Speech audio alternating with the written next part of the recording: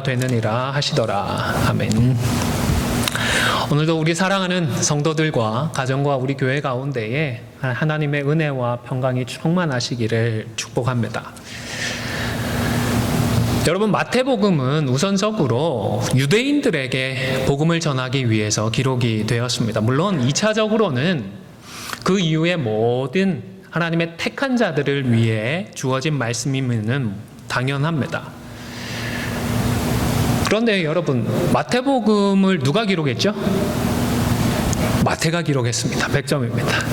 그런데 왜 하필 하나님은 이 마태를 통하여서 유대인들에게 복음을 전하게 하셨을까요?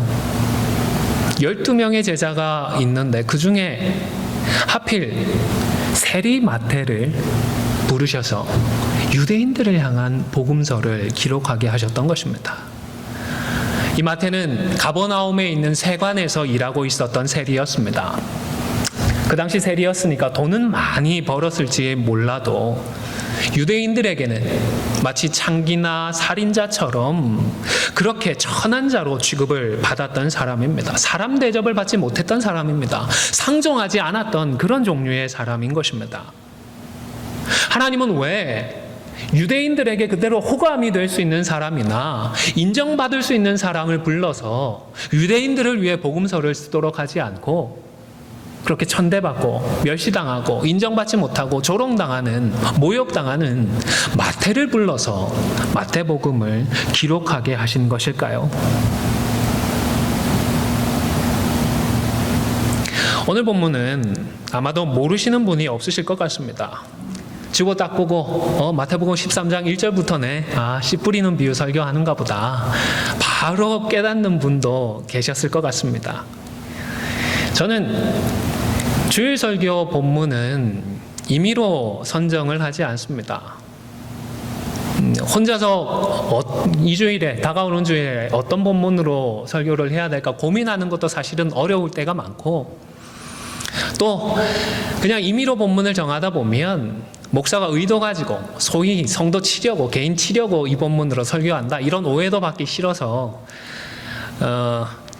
신학교에서 1년 교회력에 따라서 설교 본문들을 추천해 주는 책이 있습니다. 매주 한 3개, 4개 정도 본문을 추천하는 책이 있는데 그 책을 참고로 하면서 교회력에 따른 설교 본문을 선택을 하고 있습니다. 그러다 보니까 한 번씩 다들 너무 잘 아실 만한 본문들로 설교를 준비해야 될 때가 있습니다. 다 아시기 때문에 사실 이런 경우에는 설교 준비하는 것이 참 어렵기도 하고 부담도 됩니다. 물론 하나님께서 우리에게 말씀을 주시는 것이 몰라서 주시는 경우도 있지만 또 어떤 경우도 있죠.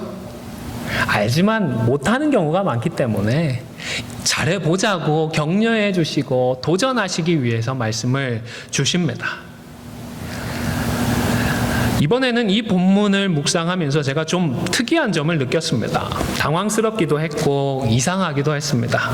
왜냐하면 보통 비유를 사용하는 경우에는 어떤 목적으로 사용을 하게 되죠?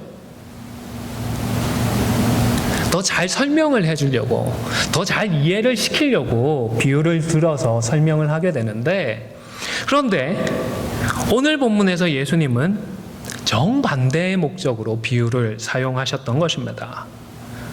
누군가, 의도한 그 누군가는 이 말씀의 진짜 의미를 깨닫지 못하도록 하기 위해서 비유를 사용하셨던 것입니다.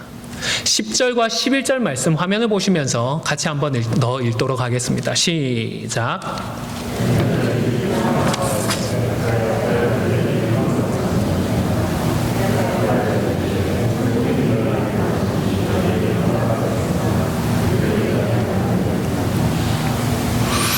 여러분,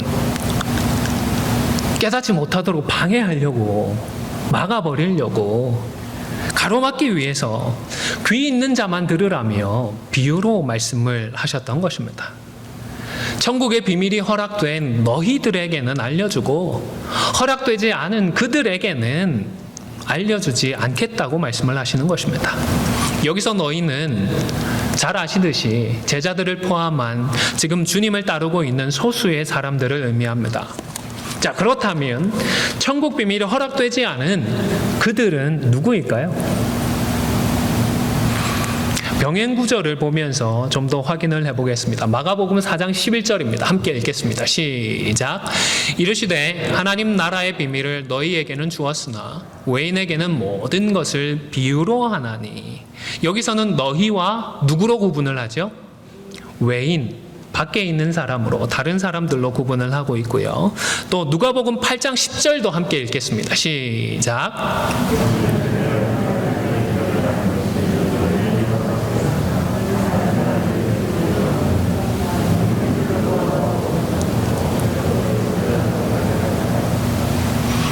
그래도 아멘은 해야겠죠. 여기서는 너희와 다른 사람으로 구분을 하고 있습니다. 이처럼 공간복음서에서는 모두 제자들과 구분이 되는 다른 그룹을 언급을 하고 있는데 정확하게 그 다른 그룹이, 그 대상이 누구인지는 밝혀놓지는 않았습니다. 다만 한 가지 사실은 분명해지는 것 같습니다. 예수님은 모든 사람들에게 공평하지 않으셨습니다. 이 비유만 놓고 보면 예수님은 다분히 차별적이셨습니다. 그리고 예수님의 이러한 모습은 제가 그러했던 것처럼 아마 여러분들에게도 사뭇 예수님에 대해서 또 하나님에 대해서 우리가 기대하는 모습과는 다를 것입니다. 하나님 정도 되시는 분이면 공정하시고 공평하시고 정대하신 그런 분일 것으로 기대를 하실 것입니다. 차별하는 것 정도는 생각도 안 하실 그런 분이실 것으로 생각하실 것입니다. 사실 우리의 머릿속에는 하나님에 대한 나름의 개념들이 이미 형성되어 있습니다. 이 세상을 살아오면서 직간접적으로 영향을 받아오면서 하나님에 대한 나름의 이미지들을 형성해 온 것입니다. 그런데 이런 이미지들이, 이런 개념들이 성경을 통해서 자신을 알려주시는 그 하나님의 참모습과 다른 경우들이 생각외로 많이 있습니다. 예를 한번 생각해 보실까요?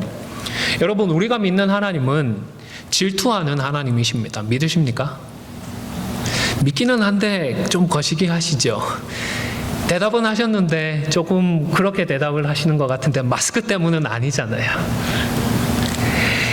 삼강오륜이나 맹자왈, 공자왈 이런 것에 익숙했던 우리 한민족은 질투를 죄악시했습니다. 그러다 보니까 하나님께서 자신을 질투하는 분으로 말씀하시는 것에 적잖이 당혹감을 느낄 것입니다.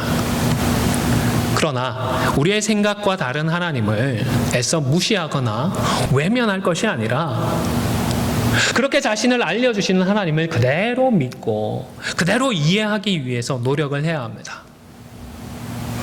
결혼하고 난 다음에 배우자가 어떻게 그 전에 생각했던 그런 분이던가요? 제가 아는 어떤 사모님은 목사님에게 속아서 결혼을 했다라고 하시더라고요. 물론 학생일 때 학생들 좀 놀리려고 하셨던 것 같은데 그냥 좋은 분인 줄 알고 결혼을 했는데 결혼해보니까 더 좋은 분이었다 이렇게 말씀을 하셔서 한번 빵 터졌던 적이 있습니다. 여러분도 그런 삶을 살아오셨으리라고 기대를 하고 앞으로도 더 좋은 배우자가 서로 되어 가시면 좋겠습니다. 그런데 결혼을 하고 나서 우리가 알게 되는 배우자들, 우리가 그리는 그런 모습이 아니라 내 앞에 있는 그대로의 배우자를 인정하고 이해하며 함께 살아가야 하는 것이 맞는 것 아니겠습니까? 사실 여러분, 질투라고 하는 것은 인간의 보편적인 감정인 것 같습니다. 우리말 속담에 어떤 게 있죠? 사촌이 땅을 사면 성숙하셔서 배 안 아픈 분도 계실 텐데 속담에 그런 속담이 있습니다. 그런데 우리 한국과는 도무지 별 교류가 없었을 것 같은 독일에는 남의 재앙을 기뻐한다 이런 표현이 있다고 합니다. 정확히 똑같은 표현은 아닌데 결국 같은 의미잖아요. 이 질투의 감정을 표현하는 그런 내용인 것 같습니다. 학자들에 따르면 이런 질투의 감정은 이 자존감이나 자존심이 낮은 분들이 낮을수록 더 강하게 느낀다고 합니다. 우리 하나님 질투하시는데 마치 어떻게 질투하신다고 하셨죠? 소멸하는 불처럼 뜨겁게 모든 것을 다 태워 없애는 그런 불처럼 뜨겁게 질투하신다고 하셨는데요. 그러면 우리 하나님이 자존감이 너무 낮으셔서 이렇게 뜨겁게 질투하는 분으로 자신을 알려주신 것일까요? 제가 성경을 묵상하면서, 전체 성경을 묵상하면서 내린 결론, 도달한 결론은 사랑입니다. 질투하신다는 이 표현은 질투하실 만큼 하나님께서 우리를 사랑하신다라는 의미인 것입니다. 앞서 말씀드린 것처럼 어떤 경우에 사람들에게 있어서 이 질투는 낮은 자존감 때문일 수 있습니다. 지나치게 집착하거나 독점하고자 하는 개인적인 욕심 때문일 수도 있습니다. 그런데 이것이 전부는 아니지 않습니까? 정말로 순수하게 사랑할 때에도 사람은 질투를 하는 것 같습니다.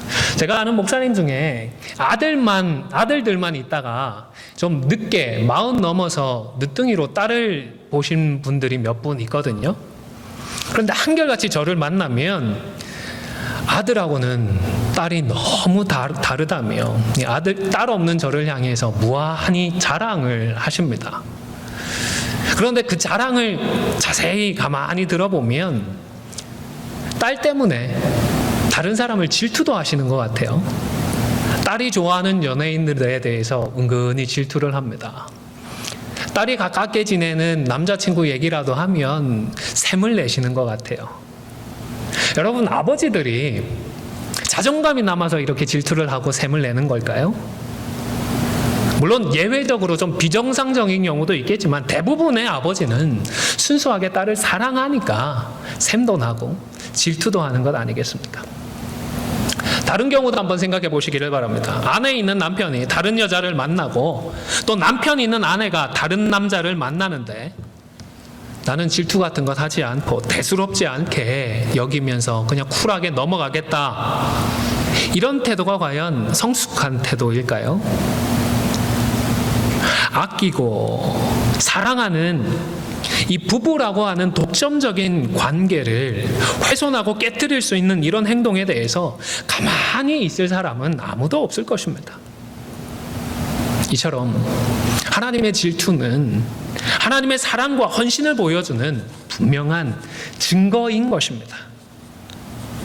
뿐만 아니라 우리 인간은 우리가 만든 신의 모양으로 변화해 가기 때문에 우리가 그려낸 신, 우리가 만들어낸 신이 아니라 계시되어진, 알려진 그대로의 하나님을 믿고 받아들이고 따라가야 합니다. 한 책을 제가 좀 읽어보니까 폭력을 좋아하는 고대 일부의 민족들은 정복을, 전쟁을 자랑하는 신을 만들어냈고 그로 인해서 그 민족이 점차로 더 폭력적으로 변해갔다라고 소개를 했습니다. 그리고 이어서 현대인들에 대해서도 진단을 하고 분석을 했는데 특별히 소비주의 문화 속에서 자란 현대인들이 하나님을 마치 램프의 요정이나 알라딘의 요술 램프에 나오는 그런 지니와 같은 존재로 생각을 하거나 아니면 재정적인 전문가로 아니면 여러 종류의 치료사 정도로 생각을 하면서 그 결과로 현대인들이 점점 더 자기 중심적이고 자기애에 빠지고 또 물질주의에 빠지는 그런 경향이 있다라고 분석을 했습니다. 우리식으로 생각을 표현을 하면 마치 하나님을 도깨비 방망이처럼 생각을 하면서 점점 더 이기적이 되어가고 있고 물질주의적인 마인드가 강해져 가고 있다고 할 수가 있을 것입니다. 여러분, 우리가 스스로 내가 원하는 그런 하나님을 만들지 않도록 조심하십시오. 하나님께서 우리에게 참 놀라운 능력을 주셨습니다. 하나님에 대한 그런 개념까지도 스스로 창조할 수 있는 그런 창조력을 주셨는데 이런 창조력으로, 이런 창의력으로 마음대로 하나님을 그리고 꾸며내는 이런 일에 사용하는 이런 능력을 남용하지 않도록 조심하시기를 바랍니다. 대신에 성경을 읽고 말씀을 묵상하면서 우리에게 알려주시는 그대로의 하나님을 만나시고 우리에게 계시되어지는 그대로의 하나님을 믿고 신뢰하며 따라가시기를 바랍니다. 여러분, 그렇습니다. 오늘 본문에 말씀되어진 것처럼 주님은 이 비유를 사용하실 때에 분명히 불공평하셨습니다. 그리고 천국의 비밀을 차별적으로 알려주셨습니다. 이것을 부인하거나 부정할 이유는 없겠습니다. 심지어 예수님은 이것을 예언의 성취라고 하는 맥락에서 직접 설명도 하셨습니다. 화면을 보시면서 14절과 15절의 말씀도 함께 읽겠습니다. 시작.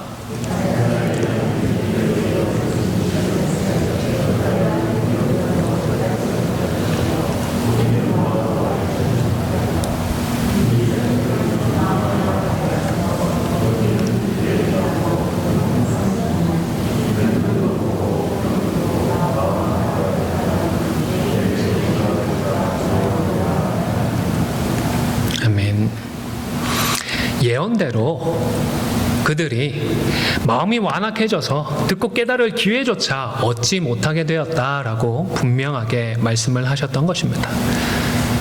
그리고 예수님의 이러한 차별에 대해서, 공평하지 않음에 대해서 좀 숨겨놓은 듯 하지만 그래도 좀 더 구체적인 마태의 설명도 유추해 볼 수가 있습니다.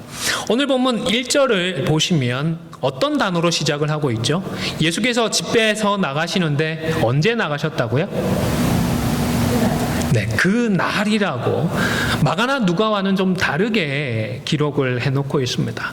어떤 정확한 날을 언급을 하면서 그 관련성을, 다시 말해서 12장의 내용과의 관련성을 알려주고 있는 것입니다. 앞선 12장의 내용을 보면 예수님이 바리새인과 서기관들과 같은 유대의 지도자들과 심하게 충돌을 하셨습니다. 제자들이 안식일에 밀 이삭을 잘라 먹는다며 비판을 받았습니다. 또 예수님을 고발하기 위해서 안식일에 손 마른 사람을 고치는 것이 옳은지를 물어보기도 했습니다. 그 의도를 다 아셨지만 이때 예수님은 안식일에 선을 행하는 것이 옳다라고 하시며 그들 눈앞에서 병자를 고쳐주기까지 하셨습니다. 그리고 그것을 보았던 바리새인들은 어떻게 해야 저놈을 죽이지라며 이를 갈았습니다.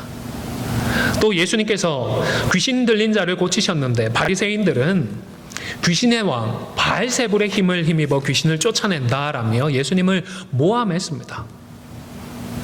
예수님의 성품이 복음서를 참고하면 그렇게 다혈질적인 기질은 아니었던 것 같은데 이 경우에는 바리새인들을 향하여서 독사의 자식이라고 하시면서 강한 어조로 말씀을 하셨던 것을 볼 수 있을 정도였습니다.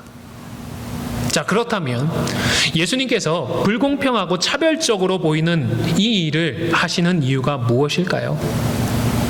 그 날을 참고하면 바로 말씀을 말씀으로 받지 않고 은혜를 은혜로 받지 않는 완고한 그 사람들 때문이었던 것입니다.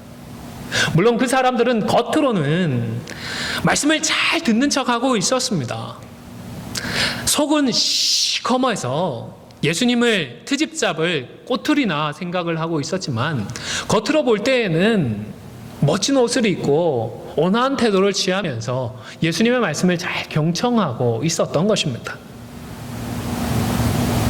예수님은 이런 사람들에게까지 자상하게 천국 복음을 알려주려고 하지는 않으셨던 것입니다. 굳이 애걸복걸하면서 사정하면서까지 은혜를 주고자 하지는 않으셨던 것입니다. 그리고 이 씨 뿌리는 비유에서는 씨앗이 몇 종류의 땅에 떨어졌죠? 4종류입니다. 길가와 흙이 얕은 돌밭, 가시 떨기 위와 좋은 땅, 이렇게 4곳을 언급을 합니다. 이 4가지 장소에 천국의 말씀이라고 하는 씨앗이 뿌려졌습니다. 여러분, 실제 농사꾼이라면 길가에 씨를 뿌렸을까요? 돌짝밭에 굳이 씨를 뿌렸을까요? 가시 떨기 위해 씨를 뿌릴 농부가 과연 있을까요? 실제 농부에 관한, 농사에 관한 이야기라면 정말로 좋은 땅에만 씨를 뿌리지 다른 땅에까지 굳이 씨 뿌릴 이유가 없을 것입니다. 그러나 천국 말씀을 주시는 분이 하나님이시기 때문에 제대로 열매 맺지 못할 그런 땅에까지 천국 말씀을 주고자 하셨던 것입니다. 바울의 표현을 빌리면 하나님은 모든 사람이 구원을 받으며 진리를 아는 데 이르기를 원하시는 것입니다. 물론 이 말씀이 예수님을 믿지 않는 사람들까지 다 구원한다라는 그런 의미는 아닙니다. 그리고 이 씨앗이 뿌려진 네 종류의 땅은 말씀을 듣는 우리 사람들의 종류입니다. 마음의 종류를 뜻합니다. 다 같이 하나님의 말씀이 뿌려지더라도 우리들의 태도와 우리들의 반응에 따라서 열매를 맺을 수 있느냐, 열매를 맺지 못하느냐 차이가 결정이 되는 것입니다. 여러분, 다 같이 듣더라도 말씀의 열매를 맺지 못하는 사람들이 있습니다. 악한 자가 와서 말씀을 빼앗아 버리기 때문입니다. 이들은 사단 마귀의 영향력을 떨쳐버리지 못한 자들입니다. 그래서 마가복음에서는 이 악한 자를 사탄이라고 기록을 하고 있고, 누가복음에서는 악한 자 대신에 마귀라는 표현을 사용을 했습니다. 그리고 씨앗이 땅에 뿌려져서 자랄 수 있는 기회를 얻었지만 그만 뿌리를 깊이 내리고 자라지 못하는 경우도 있습니다. 말씀을 기쁨으로 받지만 어려운 일이 일어날 때에, 힘겨운 일들이 일어날 때에 그만 넘어지고 마는 것입니다. 세 번째로는 뿌리는 어느 정도 내렸지만 이 땅을 살아가면서 직면하는 문제들에 대한 염려와 유혹들 때문에 말씀이 그만 막혀서 열매를 맺지 못하는 그런 경우들도 있습니다. 그리고 좋은 땅에 떨어진 경우처럼 말씀을 잘 듣고 그리고 깨닫고 그 결과로 결실하는 경우도 있습니다. 여러분, 우리가 말씀을 듣는 것, 보는 것, 이것은 충분하지 않습니다. 보고 알아야 합니다. 듣고 깨달아야 합니다. 그리고 무엇보다 말씀의 열매를 맺는 그 자리로까지 나아가야 하는 것입니다. 말씀의 열매를 맺는 것, 안 되는 것 아닙니다. 여러분, 할 수 없는 것 아닙니다. 우리도 풍성한 말씀의 열매를 맺어 나갈 수 있는 줄로 믿으시기를 바랍니다. 이 일을 위해서 말씀을 좀 더 생각해 보도록, 상고해 보도록 하겠습니다. 열매 맺는 신앙을 위해서 말씀을 대하는 태도, 신앙생활을 하는 그 마음가짐을 바로 하시기를 바랍니다. 말씀을 듣고 깨닫고 순종해서 나의 삶과 나의 신앙 인격에 있어서 정말로 말씀의 열매를 맺어 나가는 제자가 되기로 소망하고 기도하시기를 바랍니다. 제가 여러 차례 말씀을 드렸습니다. 하나님께서 우리에게 기대하시는 신앙의 열매는, 믿음의 열매는 거창한 일들, 성과들, 프로젝트들, 이런 것들이 아닙니다. 이 땅에서 뭔가 일을 이루려고 하셨다면 하나님이 굳이 이렇게 연약하고 사고 뭉친 우리를 들어서 사용하실 이유가 없습니다. 천군 천사를 보내시든지 아니면 그냥 말씀 한 번만 하시면 그냥 다 이룰 일들입니다. 그럼에도 불구하고 하나님께서 우리를 부르시고 우리를 통하여서 이런 일들을 하라고 하시는 것은 결국 그 과정들을 통하여서 우리를 성숙시키고 우리를 잘하게 하시려고, 우리를 주님 닮게 하셔서 장차 하나님 나라에서, 천국에서 하나님과 영원토록 누릴 수 있는, 교제를 누릴 수 있는 그런 성숙한 자로 자라게 하도록 하기 위함인 것입니다. 데살로니가전서 2장 20절 말씀이 좋은 근거가 될 줄로 믿습니다. 화면을 보면서 함께 읽도록 하겠습니다. 시작. 우리의 소망이나 기쁨이나 그가 강림하실 때에 우리 주 예수 앞에 너희가 아니냐, 너희는 우리의 영광이요 기쁨이니라. 여러분, 바울의 소망과 기쁨이 무엇이었나요? 사도 바울에게 자랑스러운 것이 무엇이었습니까? 내가 개척교회를 몇 개나 개척했는데 이게 바울의 자랑이었습니까? 내가 섬겨왔던 교회들이 얼마나 폭발적으로 성장을 했고 사람들 숫자가 얼마나 늘어났는데 이것이 바울의 자랑이었습니까? 내가 섬겨온 것을 얼마나 모아서 얼마나 많이 다른 교회들을 도왔는데 이것이 바울의 자랑이 아니었던 것입니다. 이것들은 중간 과정이었고 일종의 훈련 과정이었습니다. 바울이 목표로 했던 그 신앙의 사역의 목표는 바로 사람이고 성도였습니다. 바울은 복음으로 변화된 사람이 하나님 앞에서 장차 자신의 자랑거리라는 사실을 누구보다 잘 알았던 것입니다. 여러분, 우리의 자랑거리, 하나님 앞에서 우리의 참 자랑거리가 될 만한 것이 무엇일까요? 우리 곁에 있는 성도들인 줄로 믿으시기를 바랍니다. 이민 오셔서 이민 생활 하시면서, 참 고단한 이민 생활 하시면서 우리 이 아름다운 예배당까지 건축하시느라 정말 수고 많으셨습니다. 그런데요, 이 건물이 하나님 앞에서 우리의 자랑거리가 되지는 않습니다. 하나님 앞에서 정말로 자랑거리가 되는 것은 변화된 안디옥 성도, 성숙한 나 자신이 성숙한 인격을 소유한, 우리 주님 닮은 그 성숙한 인격을 가진 바로 이 사람이 우리 하나님 앞에서 자랑거리가 되는 것입니다. 이제부터는 그리스도의 향기를 바라는 성도로서 하나님과 이웃들에게 인정받는 자가 되기를 위하여 더욱 힘써 수고하실 수 있기를 바랍니다. 우리 이 성전을 건축하기 위해서 정말로 힘써서 수고하셨잖아요. 그때 힘썼던 그 수고 이상으로 이제는 내 삶이 변하고 내 신앙의 인격이 변하는 데에 힘을 내어주시기를 바랍니다. 물론 우리들의 모습을 보면 왜 그렇게 내 마음을 몰라주는지 속이 상할 수도 있고, 왜 이렇게 더디 잘하는지 답답할 수도 있을 것입니다. 절에서 정말 자랑거리가 될 수 있을지 복장이 터질 수도 있을 것입니다. 그러나 다행스럽고도 감사한 것은 저와 여러분에게 아직 생명이 남아있고, 그래서 아직 기회가 남아있다라는 사실입니다. 19절을 보시면 주님 강림하실 때라고 했습니다. 언제 자랑거리가 되고 언제 기쁨이 되고 언제 소망이 된다고요? 지금 이 순간이 아니라 장차 우리 주님 다시 오실 그때에 참된 자랑거리, 참된 소망과 기쁨이 된다는 것입니다.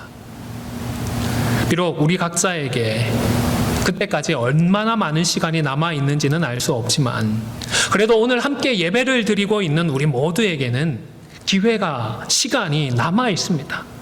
변화되고 주님 닮아갈 수 있는 기회가 남아있는 것입니다. 여러분, 정말로 마지막 단 한 번의 기회를 너무나도 잘 사용한 사람 잘 알고 계시잖아요. 십자가 우편에 있었던 강도를 생각해 보시기를 바랍니다.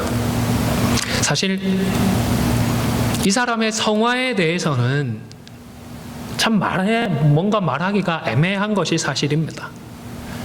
그래도 분명한 것은 이 사람은 십자가 위에서 처음 복음을 들었습니다. 그리고 그 처음이자 마지막 기회를 잃지 않았습니다.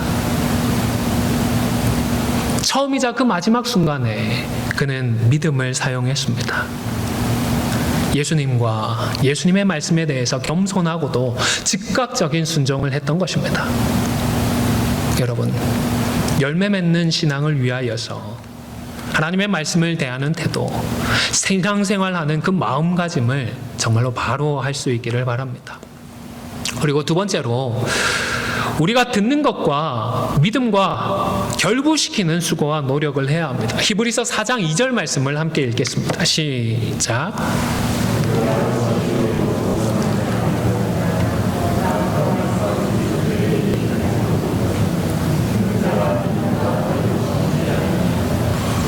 여러분, 서로 복음 전함을 다르게 받았다고 했나요? 아닙니다. 모두가 다 같이 복음을 받았습니다. 농부가 네 종류의 땅에 똑같이 씨앗을 뿌려주듯 복음을 다 같이 받았습니다. 그런데 그 들은 바 말씀이 유익하지 못한 경우도 있었습니다. 왜인가요? 말씀을 듣는 그 사람이 적극적으로 그 말씀과 믿음을 결부시키지 않았기 때문입니다. 영어 NIV 버전에서는 이 결부시키다라는 단어를 컴바인이라고 하는 단어로 번역을 했습니다. 원어적인 뜻은 결합시키다, 혼합하다, 그런 뜻입니다. 자, 그렇다면 어떻게 하는 것이 말씀과 믿음을 결부시키는 것일까요?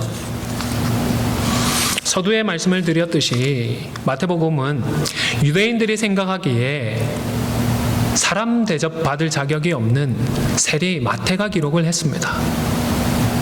사람들이 보기에는 인정받고 대접받을 자격이 없는 사람입니다. 그러나 주님은 은혜로 마태를 불러주셨습니다. 그때 마태는 그 부르심에 겸손히 순종을 했습니다. 그의 믿음을 사용했던 것입니다. 이런 것이 말씀과 믿음을 결부시킨 것입니다. 반면 바리새인들은 어떠했습니까?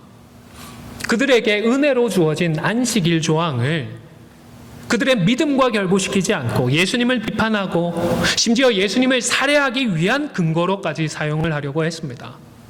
선을 행하고 생명을 구하기 위해 주신 그 말씀을 오히려 악하게 사용하고 사람을 죽이고자 사용을 했던 것입니다. 시간이 많이 가서 이 말씀은 다음 기회에 좀 더 상고하도록 하겠습니다. 그런데 오늘 본문에서 예수님의 이 비유에서 우리가 정말로 잊지 말아야 할 한 가지 사실을 말씀드리고 싶습니다. 제가 처음에 차별을 말씀드렸습니다. 공평하지 않았다라고 말씀을 드렸습니다.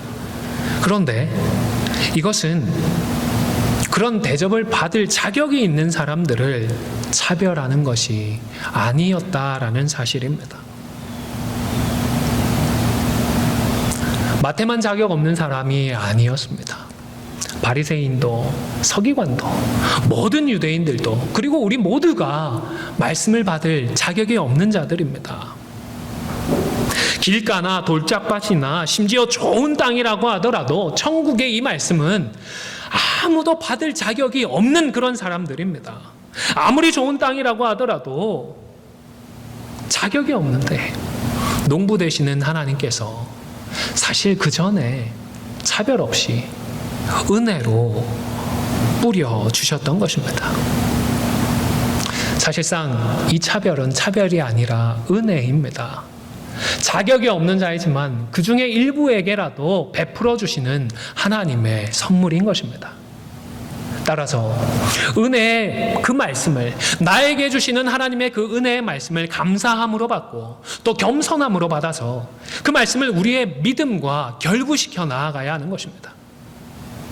그런데 정말로 놀라운 사실은 이 정도의 은혜로 비유로 한번 귀 있는 자는 들으라며 말씀해 주시는 정도로 끝나지 않았다라는 사실입니다. 예수님을 배척했던 유대의 그 지도자들은 이미 율법을 잘 알았습니다. 그리고 예수님의 가르침도 이미 들었습니다. 그래서 부인하고 배척했습니다.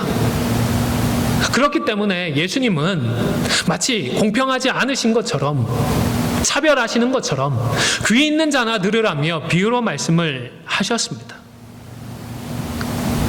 그 정도로 이들은 악하고 미련한 사람들이었습니다. 그런데 하나님은 이 유대인들을 위하여서 또다시 마태복음을 기록하게 하셨던 것입니다. 마태복음을 통하여 또다시 기회를 주셨습니다. 천국 복음의 씨앗을 뿌릴 수 있는 기회를 또 주신 것입니다. 새로운 피조물이 되어서 주님을 닮아갈 수 있는 제자가 되게 해주신 것입니다. 다만 마태가 세리라고 하는 이 사실만 좀 극복을 하고 오히려 겸손하게 천국 복음을 믿음과 결부시키기만 하면 그들에게 한 번 더 기회가 허락되었던 것입니다. 여러분, 부름을 받았고 함께 예배를 드리고 있지만 저와 여러분 역시 여전히 자격 없는 자들입니다. 중생하고도 염려로 열매를 맺지 못합니다. 우리의 신앙의 인격을 진단하고 치료하고자 하는 하나님의 말씀에 귀를 막아버리기도 합니다. 말씀에 순종하지 못할 이유나 변명거리들을 오히려 말씀에서 찾아내려고 하기도 합니다. 심지어 하나님의 말씀 앞에서 분노하고 화를 내기도 합니다. 하지만 하나님은 그런 우리들조차도 여전히 사랑하시고 은혜로 천국 말씀을 주고 계십니다. 이제부터라도 말씀을 들으며 그 말씀을 내가 판단하기보다는 나의 믿음과 결부시켜 나가시기를 바랍니다. 말씀에 순종하며 살고자 하다가 혹 어려움을 겪게 되셨습니까? 도저히 이번만큼은 말씀에 순종할 수 없을 것 같습니다 하는 순간을 맞이하셨습니까? 기도하십시오. 성령 충만을 구하셔서 기도의 도우심으로 말씀과 믿음을 결부시켜 나가시기를 바랍니다. 혹 염려나 유혹 때문에 말씀과 믿음을 결부시키기를 주저하고 계십니까? 여러분, 우리는 새로운 피조물입니다. 할 수 있습니다. 죄와 싸워서 승리할 수 있습니다. 능치 못함이 없습니다. 악한 자들을 이겨낼 수 있습니다. 말씀이 전부임을 인정하고 이 말씀과 우리의 믿음을 결부시켜 승리할 수 있기를 바랍니다. 그리하여 30배, 60배, 100배의 이 삶의 열매로, 우리 신앙 인격의 열매로 우리 하나님께는 기쁨이 되어지고 서로의 자랑거리가 되어질 수 있는 우리 모두가 다 되시기를 주님의 이름으로 간절히